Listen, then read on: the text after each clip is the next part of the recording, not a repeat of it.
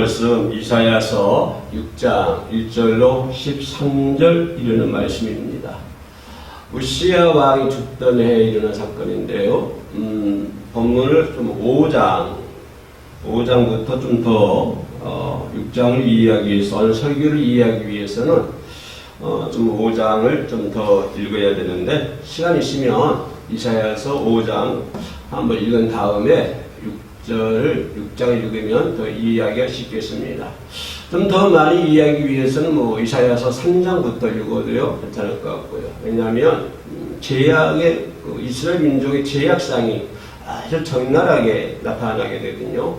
그런 와중에 또 우시야 왕이 죽었습니다. 죽던 해, 6장 1절에 죽던 해에 일어난 일들을 보면 상 국가적으로 어려운 시대였다라고 하는 것을 볼 수가 있습니다. 국가적으로 어려운 시대였다고 하는 것은 어떤 영적인 부분이 더 강하게 우리가 생각해 볼 수 있는 것이죠. 어떤 세상적인, 육적인, 육으로 먹고 마시고 즐거워하고 기뻐하고 그러한 것도 많은 제약 가운데 있겠습니다만은 영적으로, 영으로 씻을 수 없는 제약의 상태를 우리가 볼 수가 있습니다. 우리가 믿음으로 우리는 구원을 받습니다. 행위로 구원받는 것이 아니라 우리가 믿음으로 천국을 가는 것이죠. 천국이라고 하는 것은 여러분 잘 알다시피 돈으로도 살 수 없는 것이고, 또 이 땅에 사는 동안에 착한 일을 많이 했다고 해서 또 천국 가는 것도 아니고, 또 누구처럼 평생 모은 돈을 사회에 환원했다고 해서 천국 가는 것도 아니고, 또 어떤 사람들은 의회사전이라고 그러죠. 의로운 행동을 했다. 예를 들어서 기차에 떨어진 아이를 구하기 위해서 떨어져서 아이는 살리고 본인은 사망하게 되는 그런 의로운 행동을 했다고 해서 또한 천국을 가는 것도 아닙니다. 어디 천국 가는 길은 한 길이죠. 어디 예수 그리스도를 믿음으로 우리가 천국을 가는 것입니다. 자, 예수 그리스도를 믿음으로 인해서 우리는 의롭다 함을 얻는 것이죠. 우리는 의롭다 함을 얻었기 때문에 하나님과 함께 할 수 있는 것이고요. 하나님과 대화할 수 있는 것이고, 하나님과 또한 하나님의 영광을 바라보면서 우리가 즐거워하고 기뻐하며 살 수가 있는 것입니다. 이건 모두가 하나님의 은혜가 아닙니까? 우리가 예수 그리스도를 믿음으로 의인이 되는 것이고, 의인이 됨으로 말미암아 우리는 하나님의 영광을 바라볼 수 있게 되는 것이고, 또 하나님과 어떤 화평관계, 하나님과 하나된 하나님과 또 화합된 화평의 관계를 우리가 놓여질 수 있는 것을 볼 수가 있습니다.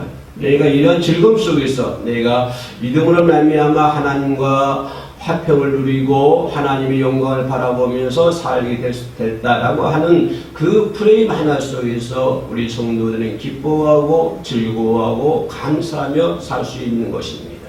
내가 예수 그리스도를 말미암아 예수 그리스도로 공로로 인해서 내가 의인이 되기 때문에 하나님께 우리는 즐거운 마음으로 기뻐하는 마음으로 하나님께 감사 예배를 드리고 또한 감사하는 삶을 살 수 있는 것이고, 또 감사하는 마음으로 찬양하게 되는 것이고, 감사하는 기뻐하는 마음으로 우리가 이 세상을 누릴 수가 있을 줄로 믿습니다. 어디 그뿐이겠습니까? 이런 것은 또 영적인 부분이라고 우리가 한편으로 놓고 본다면 이 세상에 사는 동안에도 어떻습니까? 이 세상 사는 동안에도 행복해야 되는 것이고, 또 모든 일들이 잘 되어야 될 줄로 믿습니다. 성경이 말하는 것처럼 영혼이 잘 되고 범사가 잘 되는 복으로 우리 하나님께서 복을 내려주실 줄로 믿습니다. 아멘. 그러면 영으로 봤을 때는 우리가 믿음으로 하나님과 화평을 누리고 하나님의 영광 속에 바라보지만, 또한 육으로 볼 때도 이 땅에 사는 동안에 모두가 행복한 삶을 살아야 되고 잘 돼야 될 줄로 믿습니다. 또한 그렇게 우리가 기대하면서 살고 있지 않습니까? 또 우리는 그렇게 되기를 원하고 있지 않습니까? 우리 예수 믿는 사람만 그러겠습니까? 하나님 믿지 않는 사람도 이 땅에 사는 동안 복받게 살기를 원하지 않습니까? 행복하게 살기를 원하지 않습니까? 그죠? 잘 되길 바라지 않습니까? 예수 믿는 사람도 마찬가지죠. 이 땅에 사는 동안에 그렇게 잘 되기를 바라는, 그런 기대하는 마음으로 살고 있는 것입니다. 그러나 어찌 그것이 우리 신앙의 목표가 될 수는 없지요. 그죠? 우리가 행복하게 산다. 기대가, 내 기대한 만큼 다 이루어진다. 잘 산다.